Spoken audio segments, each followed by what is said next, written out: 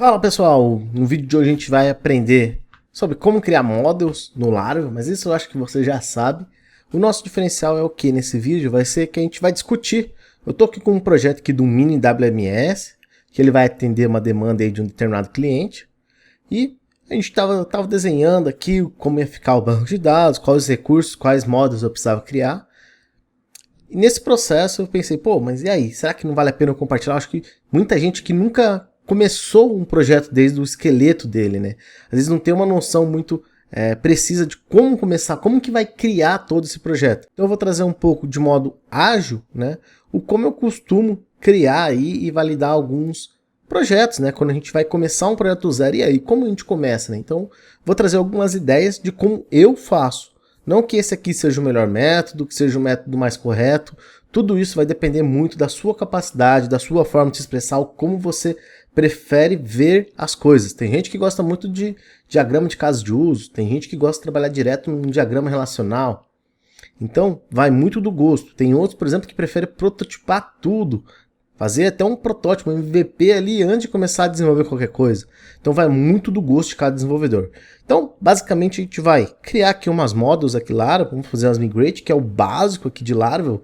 Todo dev aí devia saber isso já, né? Se você não sabe, até você vai acompanhar aqui comigo, talvez você vai pegar um pouco esse conteúdo. E por fim, vamos discutir um pouco como que foi feito aqui, o que eu modelei, como que eu pensei em cada um desses cenários. Então, é uma visão minha, assim, meio que passar a experiência minha realmente para vocês. E se vocês tiverem a experiência de vocês, eu vou adorar que vocês comentem aqui no vídeo e falem, não, eu gosto de fazer projeto desse jeito, eu utilizo essa ferramenta, eu faço assim, assim. Porque é essa a minha intenção aqui, a gente debater, né, trazer à tona esse assunto de como que a gente inicia a criação aí de um projeto. Você não sabe quem está falando, quem fala é o Urnal, seja bem-vindo ao canal DevTech Tips, aqui conteúdos todas as terças e sexta-feira. Sexta passada eu falhei novamente, mas eu falhei na luta, na guerra, infelizmente ali no que eu estava gravando o vídeo para vocês, ocorreu um imprevisto aí, uma coisa que eu não contava que fosse ocorrer. E tudo isso atrasou todo o processo meu de gravação. Inclusive, quem acompanhar, quem vê essa sexta-feira o vídeo que eu vou trazer para vocês, que é inclusive da gente subindo a nossa aplicação Laravel em um ambiente em produção com o Docker Swarm, tá? A gente já até contratou o servidor, já tá tudo feito, né? Inclusive, alguns de vocês também já contrataram o servidor, já estão no mesmo andar que eu ali. E nessa sexta é certeza, essa sexta não vai falhar, até porque eu vou gravar esse vídeo até antes, para a gente não ter nenhum problema ali, nenhum imprevisto, beleza? Bom, então vamos pro vídeo. Basicamente aqui eu já criei um projeto Laravel, tá? A gente já viu várias vezes aqui como é que a gente cria um projeto Laravel. É um projeto Laravel com um Sail aqui. Esse projeto aqui, por ser de um cliente, eu não vou estar disponibilizando para vocês, tá? Mas o que eu fiz aqui que é importante eu mostrar para vocês aqui, principalmente na parte de models aqui, a gente vai conversar e vai mostrar tranquilamente. Além das models, também eu vou falar com vocês um pouco dos comandos aqui, né? Que é comum que a gente utilizar para criar, né? Tanto a model quanto a migrate. Inclusive eu tô aqui, já tô no meu terminal, tô com o Sail aqui rodando, tá? Então eu tô com o meu Laravel Sail rodando aqui, a aplicaçãozinha aqui, PHP 8.2, tá? Se você não sabe, dá uma olhadinha aqui no canal, que eu tenho vídeos aqui sobre Laravel Sail, sobre como criar um projeto do zero com Laravel Sail. Todo esse tipo de conteúdo eu tenho aqui já no canal, tá? Então, pô, tô aqui rodando já meu Sail. Se você quiser rodar direto pelo seu PHP aí, às vezes tá utilizando Champ, Lamp, entre outros, ou PHP nativo na máquina, não tem problema, você pode fazer o mesmo processo. Enquanto você não vai usar o comando Sail, tá? Sail é só para quem tá utilizando realmente via Laravel Sail, ok? Então, aqui no Sail aqui, eu vou pegar e vou mandar criar aqui uma nova migrate, aqui, uma nova model nossa aqui, tá? Essa model, eu mapeei todas as minhas models aqui, nessas tabelinhas aqui, já a gente vai discutir sobre isso aqui, tá? E aqui tem uma aqui que eu não criei ainda, que é essa histórico modificação estoque. Então eu vou aproveitar, vamos criar ela agora aqui, ó. Então, Sail, Artisan, Make. Vou até expandir aqui para vocês, ó. Olha lá, ficou melhor, eu acho. Um pouquinho de zoom. Make, model, né? Aí vamos chamar o nome dela. Então eu estou criando aqui uma model aqui para histórico modificação estoque. Então vamos lá. Histórico modificação estoque. E aí, isso aqui provavelmente já deve ter criado uma model. Só que tem um comandinho aqui, ó. Você dá um ---- migrate. E aí com esse migration aqui no final, a gente já cria migrate junto. Aí fica mais simples, né? Fica bem mais fácil. A gente não precisa ficar se preocupando, né? Atrelando model com migrate e tudo mais. Daí enter, tá lá, ó. Criou já nosso histórico, modificações, estoque, né? E a migration aqui, tá? Beleza. Então vou voltar aqui para o meu VS Code, tá?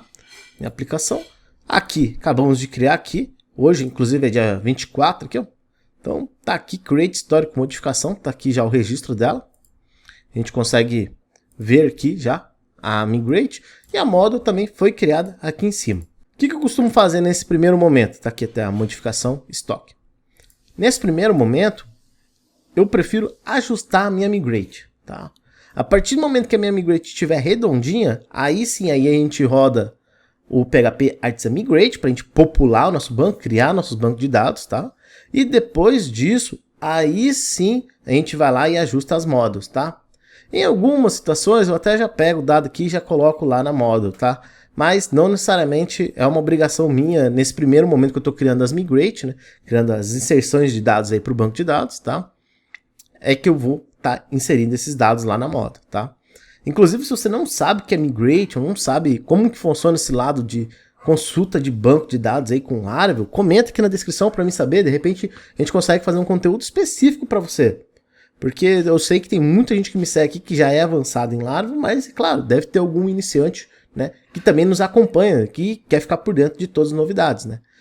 Inclusive, sim, um breve resumo para quem não sabe, tá? Migration aqui são tudo recurso para inserção de dados no banco de dados e que é gerido aí pelo querido ORM do Laravel, tá? Esse ORM do Laravel é o Eloquent, então é ele que faz toda a gestão aí de fazer essas persistências, gestão de banco de dados, preparar esses dados na model, tudo mais, perfeito? Então, esses recursos aqui. E então, o que a gente precisa se preocupar aqui? Aqui já tem um comando aqui logo de up e down. Esse comando de down você só vai rodar quando você quiser reverter, tá, a migrate. Então, essa atualização, essa criação no banco de dados. Aí você usa esse down. Se não, você só vai usar o up, perfeito? E assim, nesse up aqui, no que a gente criou já com aquele comando, ele já criou certinho aqui, ó, create. Aí aqui o nome da tabela vai ficar histórico, modificação e estoques. Fica sempre no plural, tá? O nosso banco de dados. Então, por isso aqui, com o S aqui no final. E aí, aqui está o comando aqui para inserir, por exemplo, um ID na nossa tabela, no banco de dados, e um timestamp, tá? Eu, particularmente nesse cenário, como a gente está trabalhando aqui com histórico, tá? É um negócio que não vou precisar do ID e que a gente pode ter vários estoques sendo gerados ao mesmo tempo. Então, eu posso sacrificar o meu ID aqui e utilizar, por exemplo, um UID, né? Que é uma alternativa mais randômica aí de criar IDs aí com 26 dígitos, tá? Inclusive, se você não quiser, tem o UID também, o ID aí, que é muito utilizado, tá? Esse daqui ele vai gerar realmente um dado aí aleatório. O UID ainda cria um dado sequencial, então tem essas pequenas diferenças entre eles, tá? Mas isso a gente pode estar conversando também num outro vídeo sobre como funciona, né, cada um deles.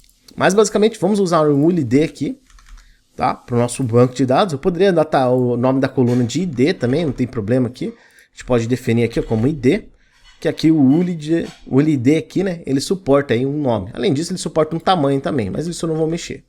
Timestamp, né, a gente vai utilizar timestamp nessa tabela. E o que mais? Aqui eu mapeei já ó, que vai ter novo estoque, antigo estoque, data e usuário ID. Então eu já jogo aqui do lado, olha aí, né? Vem aqui no VS e já vamos codar aqui, ó. Então, table, aí o que vai ser? Novo estoque. Eu escolhi um float. Depois a gente pode discutir um pouco por que meu estoque vai ser float. Mas vamos lá. Novo estoque. Novo underline estoque. É uma coluna, né? Float. Default dela 0, né? A gente pode deixar aí um default. Se eu quiser, e isso é até legal, tá? Você pode colocar um comment. Por que você pode colocar um comment? Porque isso aqui vai ficar para sempre lá no banco, esse comentário. E aí qualquer pessoa que for mexer no seu banco de dados vai saber por que você criou essa tabela, para que você criou essa coluna específica. Então, aqui será salvo o novo valor de estoque originado da modificação realizada. Perfeito, então justifiquei o que é essa coluna. Assim, qualquer um que for lá mexer lá no meu banco de dados direto, vai ver logo de cara, isso aqui é isso. tem muito campo que às vezes dá confusão. Então, às vezes um comentáriozinho já ia ajudar muito. Aí eu vou ter novo estoque e eu tenho o antigo estoque. Então, antigo estoque. Ah, mas por que você está fazendo essas modas todas em português, não está escrevendo em inglês? Bom, primeiramente que eu não tenho intenção nenhuma com esse projeto aqui de internacionalizar ele. Ah, mas se surgir uma oportunidade de internacionalizar ele? Muito bacana, muito legal, a gente vende, não tem problema. E, querendo ou não, sinceramente, traduzir isso aqui, ajustar ele para um outro idioma, não é o maior dos problemas. O maior dos problemas que você tem quando você cria um sistema é trazer usuário, é ter gente pagando o teu sistema. Então por que você vai ficar se preocupando aí se tua moda está escrita em inglês ou está escrita em espanhol? Não faz sentido, entende? Você está se preocupando com coisa besta. Você tem que se preocupar com outras coisas. Então não é um problema isso. Por isso que eu vou deixar em português, mais fácil. Qualquer um que chegar aqui, até um júnior que chegar aqui no sistema vai conseguir entender. Ah, essa aqui é coluna para isso. Você tem que pensar que outro desenvolvedor pode mexer no seu código. É essa a preocupação que você tem que ter. Então, quanto mais explicado, mais simples ali for, né, para se entender, mais inteligível, melhor. É esse o objetivo. Então, antigo estoque, né, a gente tem aqui. Antigo estoque, aqui ficará salvo o valor anterior à modificação realizada. Então tá aí, beleza? Antigo estoque. O que mais que a gente tem aqui? A gente tem data a gente poderia usar o timestamp, então não tem problema. Para que eu vou criar uma coluna de data para isso? Porque a gente já vai ter um created at aqui. E aí eu vou ter o usuário ID. Esse usuário ID, você pode vir aqui e ficar criando e tal. Mas vou ser sincero para você. Pega uma tabela aí, acha uma tabela. Geralmente no banco aqui vai ter uma tabela aí que tenha relação com o usuário. Se não tiver, nenhuma que das minhas tem. Beleza, então acha um exemplo aqui, ó, que no caso que eu tenho alguns já criados. E aí você não fica perdendo tempo aí escrevendo ou lembrando como é que é, tá? Essa parte aqui. Então bem simples, você cria aí, você vai usar mais vezes, pode ter certeza. Chave estrangeira que volta e meia você vai ter uma tabela que vai ter relação com outra. Não tem como você fugir disso, né? Então você vai ter que ficar criando isso, tá? Então aqui a gente criou, tá? Float aí, estoque antigo, tal, estoque novo. Mostrei para vocês também aqui o jeito aqui de você já criar os dois juntos, né? Colocando esse menos migrate, fica bem mais simples aí, né? A gente pode rodar aqui um PHP artisan migrate status. No caso aqui falta, eu tenho que rodar pelo Sail, né? Então Sail artisan migrate status, tá aqui as migrate que já foram rodadas no meu banco de dados e quais não foram ainda. Então a gente tem várias tabelas aqui que estão pendentes. Eu não sei se todas estão certas, todas estão concluídas, a gente vai descobrir agora. Como que a gente descobre? Vamos rodar, né? Então eu vou dar aqui um PHP Sail artisan migrate. Você sem Sail, né, rodaria um PHP artisan migrate. Rodei, olha lá, arrumei um problema. Então vamos ver aonde que está acontecendo esse problema. Aqui, foi bom ter dado esse erro aqui. Então vamos ajustar. Aqui foi um problema aqui de relacionamento aí com a nossa foreign key, tá? Então vamos dar uma olhadinha lá. Aqui é um ponto de atenção que você deve se atentar a qual migrate que é, tá? Então, senão é muito fácil você vir e editar em outra que não tem nada a ver. Então no caso aqui eu vou fechar todas. Vou dar um Ctrl E aqui e vou abrir diretamente a minha. Senão você pode vir aqui direto e encontrar aqui em Migrations. E aí aqui, né, a gente tem um foreign e usuário ID e tal. Aqui o que faltou é a gente definir aqui que é um foreign ID. Então, definir aqui que é um foreign ID. Vou dar uma olhadinha aqui no outro, que se vai dar erro. Vou até colocar um DD aqui para a gente não continuar, tá? Então, uma migrate key é para passar nesse exato momento. Olha lá, executamos, né? E a primeira aqui, custo table, foi criada com sucesso. Então, show, essa aqui já foi. Por que eu coloquei um DD aqui? Porque aqui tem alguns outros conceitos que a gente precisa dar uma olhadinha antes da gente continuar. Mas, antes da gente continuar ainda, vamos dar uma olhadinha aqui em custo, que eu esqueci de comentar um negócio com vocês. Ó. Eu coloquei aqui a table, tá? Ela vai receber, vai criar uma coluna index e ID ali, né? Essa coluna ID aqui a gente poderia renomear ela se fosse necessário, mas eu não aconselho, tá? E além disso, aqui a gente está criando um index para ela. Por quê? Porque daí isso aí vai ajudar a gente a fazer buscas pelo ID e tudo mais, tá? Por padrão aqui ele já deve criar, mas eu só coloquei aqui só para sobressair. Inclusive esse comando de index você pode aplicar em outras colunas que você sabe que vão ser importantes para você fazer busca. Então, por exemplo, se eu soubesse que origem aqui, essa coluna ia ser utilizada bastante em buscas, pô, valeria a pena eu adicionar um index aqui já, justamente, tá? Aí beleza, além disso aqui, a gente tem um unsigned float. Esse unsigned float quer dizer que somente valores positivos, tá? Que não tem sinal, né, no final da história, valores positivos, é que vão ser aceitos. Ou seja, se você passar aqui um -1 para o valor, ele não vai aceitar. Mas se você passar 1, 10, 20, 50, ele vai aceitar. Além disso, o Unsigned Float ele tem um pouquinho menos aí de carga, né? Então, porque ele não vai se preocupar com números negativos. Então, ele elimina um grande leque aí da capacidade que ele pode armazenar, porque daí ele vai focar realmente nos que são positivos, tá? Que realmente é o que você vai utilizar. Eu nunca vi um ID negativo, você já viu? Se já viu, comenta aqui na descrição, que essa história eu quero saber mais. Bom, string aqui, né? Nada demais, aqui a gente poderia ter um not null, alguma coisa assim, mas não temos aqui nesse cenário. Próximo aqui, create galpões. Esse daqui é outra moda que a gente criou, tá? Essa daqui ela tem uma table, o lead aí, esse o lead aqui vai ser o nosso primary, tá? Então faltou aqui a gente definir aqui que ele vai ser o primary.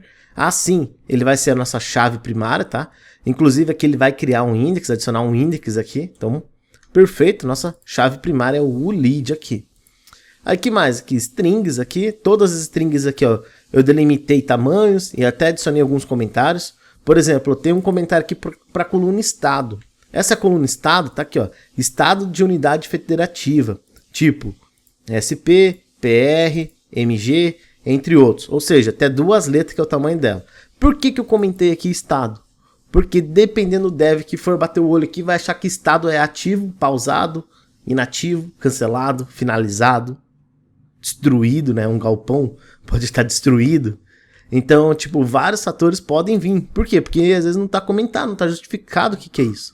A chance de alguém que vier de fora e mexer ou fazer alguma modificação no teu código aí que você não consiga perceber, né? Ou por intolerância dele mesmo, não ter visto nada assim, buscado, apurado mais sobre o assunto, né?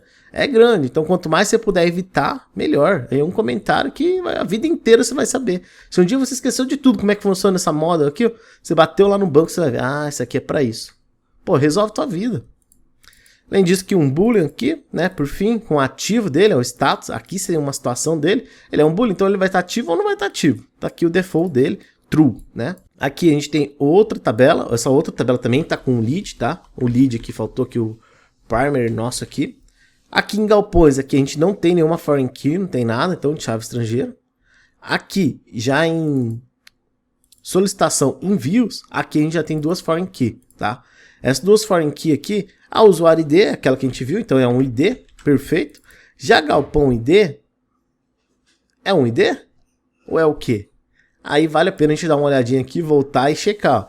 No caso que galpões, ele é um lead, né? Uma tabela lead. Essa tabela lead eu já posso até renomear ela para ID. Por quê? Porque vai ficar mais fácil eu usar em todo lugar do banco. Quando eu for me referência eu chamo ID, independente se ele é um int, se ele é mais fácil para minha gestão. Aí vai depender de ti, por exemplo. Depende de ti, né? Se você acha melhor ou não ser ID, eu prefiro que seja ID aqui o nome, que assim fica padrão para todos. Aí aqui, né, create solicitação, então a gente tem um galpão ID. Esse galpão ID, ele é o lead, então tá aqui, ó, o lead, a nossa solução. Ah, mas eu não usei o lead, eu usei o UID. Beleza, tem aqui, ó, o UID para você também, beleza? Então, o lead, referência dele para ID, galpões, perfeito? Além disso, outros campos aqui, tá, com string. Inclusive, não esqueçam de usar esse NuWhale aqui quando vão criar um banco de dados. Por quê? Porque nem sempre o dado pode ser preenchido, às vezes não é necessário. Se não é necessário, já coloque esse NuWhale aqui na tabela, tá? Para evitar qualquer tipo de problema aí. E facilitar também depois a manutenção em qualquer coisa que você tem que modificar. Por fim, né, a gente tem uns datetime aqui, 2 tabelas de datetime. E temos aqui o querido soft deletes. Esse soft delete não adianta você colocar só o soft delete aqui. Porque só o soft delete aqui é como se ele fosse criar um datetime com deleted at, que é o campo, deleted at. É isso que ele vai fazer aqui no final da história. Então não adianta só aqui. Soft delete você tem que adicionar em outros locais. Inclusive acho que aqui no canal tem um vídeo de soft deletes. Até comenta aqui na descrição aqui se você não achar o vídeo aí, mas eu acho que eu tenho sim. E, pô, vale a pena você usar soft deletes em todas as modos que você vê, assim, que tem grande potencial de ter que deletar registros e às vezes até restaurar eles. Então, super recomendo aí soft delete. Beleza, então, simplão aqui. Que mais que a gente tem? Um create SKU aqui, um lead também a tabela. Então, vou trocar aqui para ID e vou colocar aqui como primer, tá? Além disso, que a gente tem uma foreign, que no caso está usuário ID. Então, vou colocar aqui foreign ID, né? Para usuário ID, que vai lá para a tabela use. E aqui embaixo eu tenho uma coluna chamada SKU, ela é uma string, só que ela tem index. Por que ela tem index? Porque é muito comum eu ter que buscar no banco, né, nessa tabela SKUs, pelo SKU. Se você não sabe o que é SKU, SKU aí é uma unidade de controle de estoque, tá? O termo, né, a tradução literal dele significa como se fosse isso. Então, é basicamente aí uma forma de você controlar o estoque, por exemplo, desse anti-desengripante aqui. Então, você dá um SKU para ele, sei lá, desengripante tampa vermelha. Esse é o SKU que eu dou para ele. Quando eu quiser buscar esse produto, eu busco desengripante tampa vermelha. Pronto, tá lá meu produto, eu vou conseguir localizar ele. É muito mais didático, muito mais fácil do que às vezes você ter que escrever lá o EAN, o código de barra, né, do seu produto para buscar ele. Então, há uma solução aqui, tá? E esse dado aí a gente colocou um index por conta das buscas que a gente vai realizar. Aqui, código de barra, a gente adicionou aqui também, ele suporta Getin, EAN, vários padrões aí de código de barra. E também, é claro, a gente poderia ter um index aqui. Aí vai muito da sua opção de negócio. Você vai fazer busca ou não aqui. Ou se não, você pode deixar para mais adiante, né? Se você viu que está tendo filtros, consultas por conta aqui do código de barra, beleza, aí você vem e adiciona um index aqui também. Esse index, ele vai aumentar o consumo do seu banco de dados, porém, vai aumentar sem precedentes a performance do seu banco de dados. Então, ter index aumenta muito a performance, principalmente em relações que você faz com inner joins, ou consultas, ou filtros. É lindo de ver, realmente. Bom, além disso aqui tem outras tabelas aqui, unsigned float aqui, tudo mais. Eu vou parar por aqui, vou dar um DD aqui. Então, até aqui a gente vai rodar nossa migrate aqui na stocks. Então, eu vou vir aqui, limpar a tela. Tem mais algumas aí pra gente rodar, então eu vou rodar aqui, say artisan migrate. Olha lá, criou todas as tabelas até então. Então, create galpões, solicitação de view, SKUs e stock table. Então, criou perfeitamente. Se a gente quisesse agora, a gente poderia acessar o nosso banco de dados aí para visualizar cada tabela, né, uma a uma. Mas a ideia aqui era mais uma visão geral assim, de como que cria essas tabelas. Aí, depois que criou, basicamente você só pega aqui os dados. Então tá aqui, valor, usuário, código, né? Pega aqui, abre a model, essa aqui é a model custo, então custo models. Essa aqui eu já tinha adicionado, tá aqui já os valores. Inclusive a gente pode fazer um cache, tá? Um detalhe, por default, né? Quando você cria a model, não tem esse fill label aqui. Então o que acontece? Você tem que adicionar ele. Isso você adiciona na mão, tá? Um protect aí, que ele é uma propriedade da própria model aqui, que é estendida, tá? E aí esse fill label permite que você mapeie os dados aí que vão ser manuseados pela sua model ali, quando você faz uma alteração em massa. Por exemplo, você quer alterar usuário ID, valor, origem e código origem desse produto. Então você faz um update desses 4 campos, mas para ter permissão de atualizar eles, né, ou consultar eles aí, você precisa que eles estejam no fill label, tá? Então é importante ter o fill label sim, com todos os atributos, até porque eles também vão servir como norte para quando você estiver dentro da sua aplicação desenvolvendo e você precisa saber, caramba, quais os atributos que tem lá em custo. E aí, você vai ficar consultando a migrate, aí você vai ver a migrate, por exemplo, migrate, vou buscar aqui, ó, migrate user. Olha lá, tem 2 migrate já. E aí? Você vai ficar confuso. Daqui a pouco junto um monte, tem outros migrate. Isso aqui eu já vou falar, porque que tem 2 aí. Pera aí. Então, beleza. Aqui, nossa model custo, tem um cast aqui para float aqui do valor. Por quê? Porque o valor vai ser float lá no banco e eu quero trabalhar com float, inclusive quando eu for fazer comparação desses valores. Então, já quero definir ele como float. Aí, qual que seria o próximo? A gente tem aqui galpões. Galpões tem várias colunas. Copiaria todas elas, tá? Aqui eu estou selecionando, apertando, pressionando a tecla Alt do teclado. Então, com o Alt pressionado, estou aqui, ó, clicando 2 vezes com o botão esquerdo do mouse nos nomes das nossas colunas. Copiei todos, aí vou abrir aqui meu galpão, né, a model. Venho aqui, adiciono elas aqui, ó. Vamos ver se mudou alguma coisa. Olha aí, tá todos aí, desde o ID em diante. O ID aqui é opcional, tá? Eu posso colocar aqui no fill label ou não esse ID. Como a gente não atualiza o ID, então não vale a pena, às vezes, você colocar o ID ali. Mas aí é opcional contigo, tá? Além disso, aqui tem alguns caches, tá? Para ativo, CEP, string. Por que eu deixei o CEP string? Para quem for mexer nessa model ter certeza que esse dado aqui é uma string, não é int.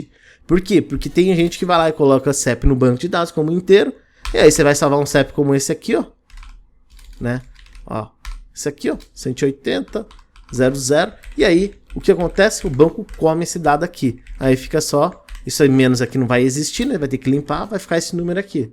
Mas então, mas vou criar uma lógica no sistema para quando tiver faltando dígito aqui no CEP, então eu adicionar um 0 na frente. Beleza, você pode fazer isso, mas olha o trampo que você vai ter, né? Olha o trampo. Toda vez que você for mexer com o CEP, você tem que ficar validando a quantidade de CEP que você tem. Não faz nem sentido. Salva como string, você pode salvar até bonitinho já, como tracinho e tudo mais, até porque você vai usar o tracinho para fazer consulta dele. Então não tem muito sentido você querer colocar o inteiro para CEP, né? Por isso que eu já deixei definido. E o número aqui, porque o número realmente, embora seja número, né, quando a gente está falando aqui de endereço, aqui, de localidade, o número às vezes vai ter casa fundo, casa 2 fundo, 2A, 2B, 3C. Vai ter, né, esse tipo de número, e é o número realmente da casa. O número em si é só a forma que a gente fala para você definir qual é a placa, né, qual a identificação da sua casa naquela rua, né. Por isso que é importante, porque eu acho que não faz sentido você colocar um número como inteiro, senão você vai ter um prejuízo bem maior aí, né, no seu projeto. Né. Então, o número aqui já é string já para ficar bem claro. Então, beleza, aqui é bem básico aqui da model, tá? Além disso, isso aqui a gente copiou aqui, fez, ok. Tem outro que create solicitação, mesma coisa. Aqui a gente já pode até trocar aqui o ID. Opa! Na verdade eu não posso trocar o ID agora nesse momento. Por quê? Porque essa tabela aqui já foi criada. Já está persistindo no banco. Se já está persistindo no banco, não dá para me mexer na migrate. Aprenda isso, tá? Isso aqui também é outro ponto importante aí. Uma migrate depois de feita, não se mexe mais. E aí o que você faz? Preciso mudar aqui essa tabela. Você tem duas opções. Se o problema do que faltou aqui na migrate for remoto, for um negócio, não, mas isso não impactou ninguém porque a gente não subiu essa aplicação à produção, não tem nenhum registro criado no banco, nem nada. Perfeito. O que você faz? Você vem aqui no banco, então, troca aqui, né? Adiciona aqui o ID, e aí você vai lá e dá um refresh na sua database. Então o que você daria aqui? Eu pego PHP Artisan, refresh. Isso aqui vai perder o banco inteiro, tá? Tudo que você tinha de dado lá já era. Mas ele vai recriar, né? Então ele criou tudo de novo. E aí pronto, agora sim a ID lá. Resolveu o problema. Tá, legal. Só que, como eu te falei, você perdeu o banco inteiro rodando esse PHP Artisan Migrate Fresh. É uma boa solução? Aí depende muito de ti, tá? Então, toma cuidado com isso. Se o Fresh não funcionar, acho que tem um refresh também. Até aqui tô mostrando aqui, ó. A gente tem o Fresh, o Refresh, né? Além de alguns outros. Mas aqui, se você quer realmente apagar tudo mesmo e forçar qualquer tipo de uma atualização nova, o mais ideal que seria o refresh, tá? Então, até rodar um refresh aqui que ele vai destruir de novo, vai subir nosso banco. Perfeito, fez isso. E aí sim é mais garantido que a gente substitua para ID, tá? Senão às vezes ele pode salvar, derrubar e subir de novo a própria migrate que tinha anteriormente. Então, meio que ele só resetou o banco, né? O refresh não, o refresh vai garantir tudo aí. Aí essa aqui era uma solução, né? Derrubar tudo. Só que isso aqui só vale realmente para ambientes de desenvolvimento, tá? Se você tem total controle. E se ninguém mais está usando essas migrates que você já tinha feito antes. Se alguém já está usando, esquece, já não mexe mais aqui.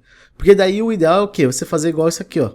Essa daqui é uma migrate de ADD, tá? Então aqui a gente criou uma migrate de ADD columns on user table.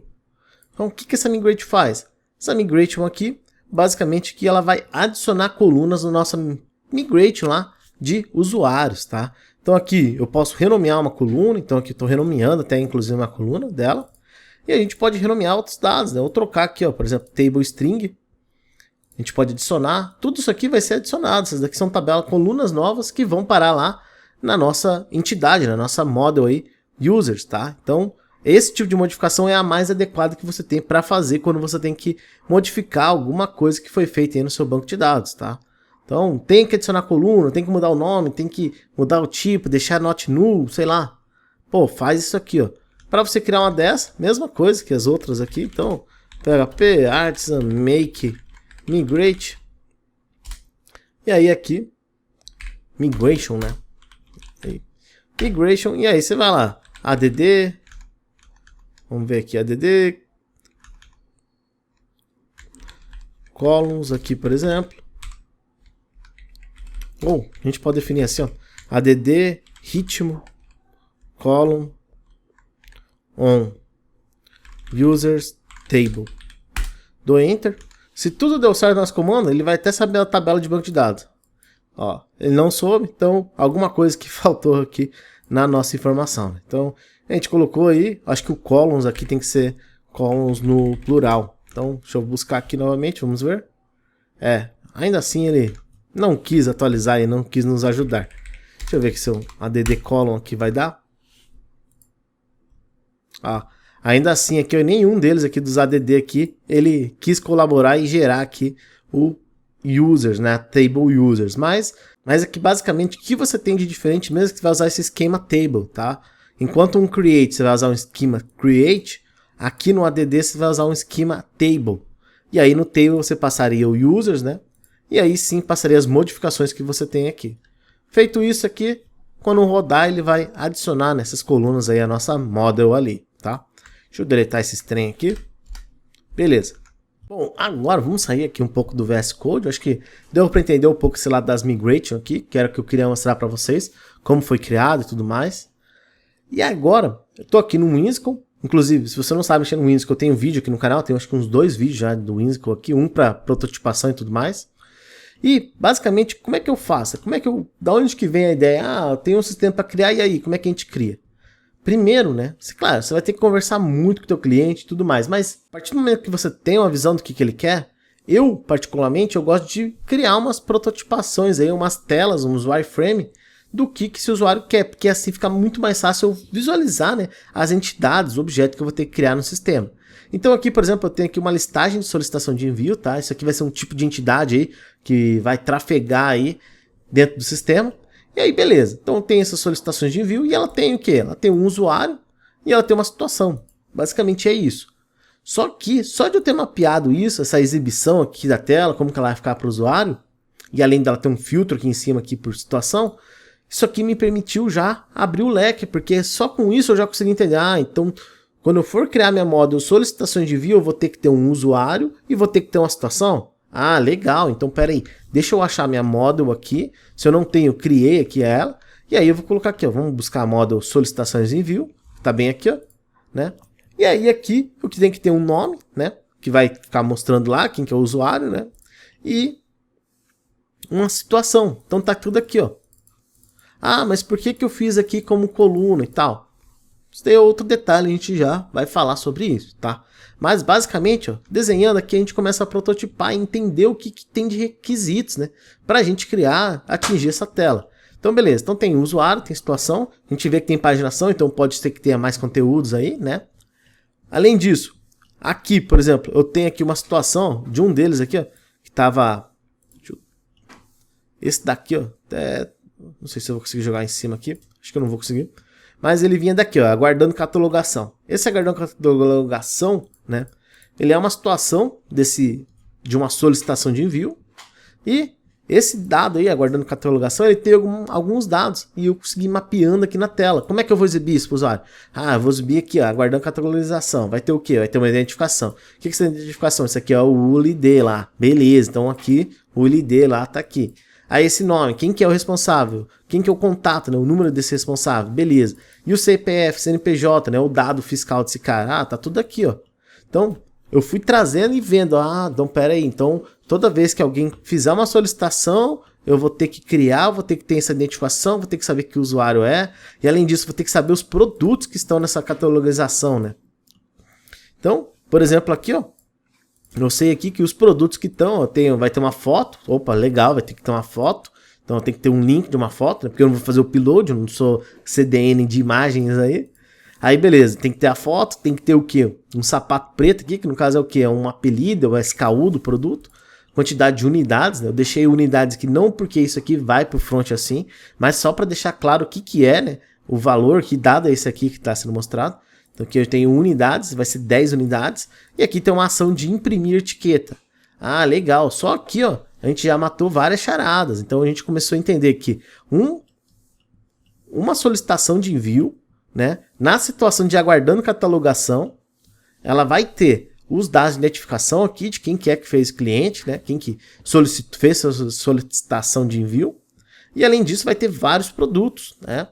E além de ter vários produtos, ele vai ter ainda uma situação, ó. Você pode cancelar a solicitação, você pode voltar, né? Voltar para aquela tela lá atrás, ou já dizer que, ó, não, já está catalogado, beleza, então clica aqui, confirma a catalogação, ou Se você acabou de catalogar, né, colocar aqui, ó, catalogado, né? Nesse catalogado aí você conseguir informar aí qual foi o custo para esse processo, né, para essa ação. Então, já poder preencher aqui. Isso aqui é de forma bem genérica, tá? Mas só quero mostrar para vocês que isso ajuda bastante você a clarear a sua visão do que é o projeto, do que é o objetivo dele, o que você está querendo trazer de funcionalidade. E se você fizer alguma coisa parecida com isso e conseguir mostrar para o seu cliente, é muito mais fácil para ele ver, para ele interpretar. Se eu mostrar isso para ele, pô, ele vai entender logo na hora. Ah, aqui vai ter uma tela assim, legal. Aí eu vou clicar, vai vir para cá. Ah, legal. E aqui vai ter esses dados. Ah, legal. Então aqui no final eu vou poder catalogar ele e dar um valor. Ah, legal, perfeito. Era o que ele queria. Ah, não, pô, não gostei desse fluxo, muito difícil, quero uma tela só. Pronto. Entende? O cliente vai te falar isso. Então você consegue, com um protótipo desse, adiantar muito o seu processo, tá? Ah, mas demora fazer bonitinho assim? Pô, vou te dizer, cara, você não vai demorar um dia para fazer duas telinhas dessa aqui, por exemplo. Você vai fazer muito mais tela em um dia. Entende? Isso você tem experiência, porque a ferramenta aqui te ajuda, né? O Whimsical. Entre outros, né? Se você também quiser, você tem um Dare aí que você pode usar aí no Draw.io, tá? Para quem nunca usou o Draw.io aí, consegue fazer lá um diagrama de entidade de relacionamento, um diagrama de caso de uso, entre outros tipos de diagrama ali. Tem também o nosso querido lá, o C4 Model, né? Também que você pode ir atrás lá para utilizar ele. Se você não quiser mexer com nenhum gráfico, só mexer com código mesmo. C4 perfeito também é outra solução para você. E aqui no canal também eu já fiz vídeo aqui sobre Dare, tá? Diagrama de entidade de relacionamento. Se quiserem, né, tá aqui, deve estar aqui na descrição, nos cardzinhos aqui o vídeo, tá? O link. Então vale super a pena. E o que eu vou fazendo? Conforme eu vou criando as telas, vou vendo o que é as necessidades, eu vou pegando e vou criando uma tabelinha aqui, ó. Então são várias tabelinhas, cada tabelinha aqui é para uma entidade, para um relacionamento. E, inclusive, essas telas aqui que eu fiz de prototipagem, você nem precisa desenhar na tela assim, criar num sistema, você não precisa, pô. O que você precisa fazer é pegar um papel, uma caneta ali e vai escrevendo, vai fazendo um rabisco da tela do que o usuário quer. Mas tenta deixar rico de informação, porque quanto mais informações você tiver ali, melhor vai ser para você modelar o seu sistema, tá? Então isso é muito importante. Tenha bastante informação, enriqueça mesmo o modelo ali, mesmo que te dê mais trabalho, mesmo que demore mais. Só que aí esse trabalho que você vai ter agora modelando vai te reduzir muito o tempo de entrega do sistema. E aí, beleza? Então aqui as tabelas, eu joguei aqui um quadro aqui cheio de tabela, e aqui basicamente eu coloco, por exemplo, percebi que eu vou ter uma entidade de custo. Legal, a gente viu lá, eu fiz a migrate de custo, vocês viram comigo. Essa migrate de custo aí, o que ela vai ter? Ela vai ter um ID, o custo aqui, que no caso virou valor lá, porque ficou mais genérico o dado, né? E aí, origem, código da origem e usuário ID. Legal, isso aqui foi o que a gente colocou lá no banco. Mas por exemplo, eu não tenho certeza se isso aqui vai ser o ID, vai ser um lead, vai ser inteiro, vai ser... O que vai ser, né? Ou então se o valor vai ser inteiro, se ele vai ser float. Não tenho certeza. O que você faz? Você começa a analisar. Pega alguns exemplos de dados. O que você persistiria aqui? Eu persistiria o ID 1 aqui de um custo. Qual o valor? R$100. Beleza, a origem. Sei lá, vou colocar João. Essa é a origem. Código da origem, digamos 1000. Aí, pode ser 1000. Usuário ID, digamos 1. Beleza. Aí você vem aqui, legal. Esse é um registro que eu posso persistir no meu banco. O que mais? Cria aqui, vamos lá. Criar outra linha. Aqui, ó. Aí a gente tem o ID2, né? Provavelmente vai ser o ID2. Valor. Opa, pode ser 55 e 55. Legal. Então pode ser um valor quebrado. Então tem que ser float aqui. E a origem? A origem aqui pode ser 10. Opa, pera aí. Então a origem pode ser uma string ou um int. Legal. Então vai ser string meu banco de dados para a origem. E o código da origem? O código da origem pode ser alpha. Legal. Então o código da origem pode ser um número ou uma string. Então o que a gente escolhe? Uma string, né? Se sobressai aqui sobre o número. Beleza. O usuário ID pode ser 1 de novo. Né? Então você já sabe que o usuário ID sempre vai ser um inteiro. Os custos aqui, o ID sempre vai ser inteiro. E assim você vai vendo sua necessidade, tá? Então é uma forma bem simples aí de você avançar bastante para criar aí o seu banco de dados, tá? O seu relacionamento. E depois que você criou aqui, é muito mais fácil. Você só abre aqui o Visual Studio Code de um lado, abre aqui as planilhinhas aqui que você desenhou. Você pode fazer isso até mesmo no Excel, tá?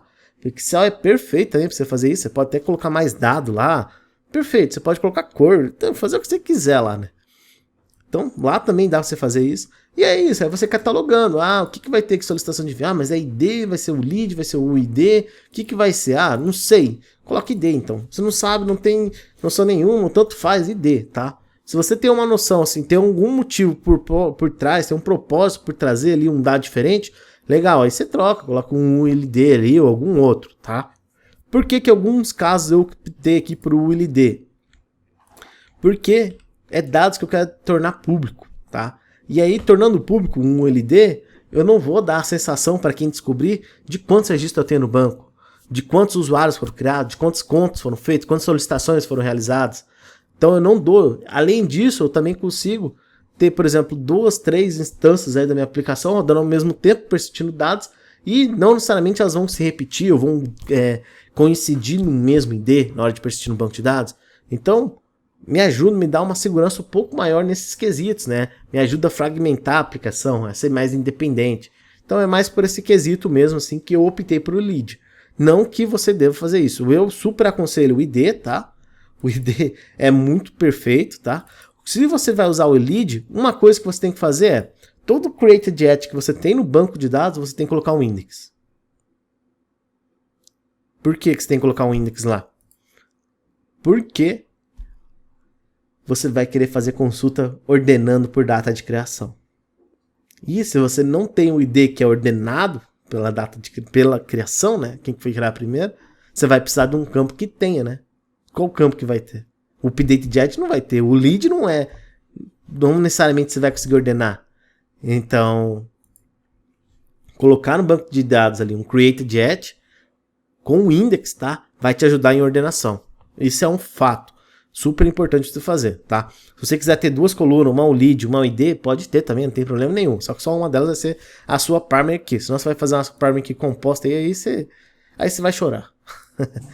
Beleza? Bom, e aí, além disso aqui, né, tabela de usuários aqui, por exemplo, a gente constatou aqui outros dados que eram necessários, por exemplo, CPF, tipo, ativo ou não, né, são dados que não tinham na model de users lá direto da aplicação Laravel, né, outros dados que é SKU, então, tipo, tudo aqui foi desenhado antes, pelo menos foi tendo uma visão aqui do que ia ser necessário de campo, porque é a partir desses campos aqui que você vai lá e cria sua tabela de banco de dados.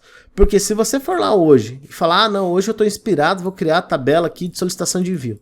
Aí você vem, você cria 5 coluninhas. Aí amanhã você vem, mexe no projeto e você começa, caramba, mas lá falta uma coluna. Aí vai lá, você cria mais um dessas migrate aqui de ADD column para resolver esse teu problema. Aí daqui 2, 3 dias você de novo, pô, mais uma coluna faltou. E aí vai essa parada de você ficar toda hora adicionando um, você perde tempo criando coisas que você poderia ter planejado antes. Sem contar, né, nem tô trazendo o quesito aí do impacto que isso pode ter no seu código, né? As modificações que você vai ter que fazer em regra de negócio, coisa assim, por uma simples coluna nova ali que entrou na sua aplicação. Bom, acho que esse vídeo aqui ficou um pouquinho longo, mas espero que você tenha curtido aí, tenha gostado aí, que tenha abrido sua mente aí nesse lado aí de estruturação de banco de dados, né, de projetos, de como começar realmente assim, a criar umas ideias aqui, soluções, né, desde prototipação, rabisco na mão ali. Não foco na perfeição, foco só em alguma coisa que te ajude a esclarecer o que você vai precisar realmente de dados, tá? Crie tabelas como essas daqui que eu desenhei, porque isso aqui vai te dar muito potencial aí de validar o que você está desenvolvendo no final da história, né? Como é que é a modelagem do seu sistema, tá? Se gostou do vídeo, compartilha aí, ajuda, que eu acho que esse tipo de conteúdo aqui não ajuda só quem é da comunidade Laravel, ajuda qualquer um desenvolvedor aí que está em busca aí de criar sua aplicação, de criar seu primeiro projeto. Beleza? Então eu espero que você tenha gostado do vídeo. Se gostou, deixa um like aí, se inscreve no canal se tiver inscrito e aí ajuda a gente aí, compartilha e ajuda a gente a conquistar o universo. Até o nosso próximo vídeo.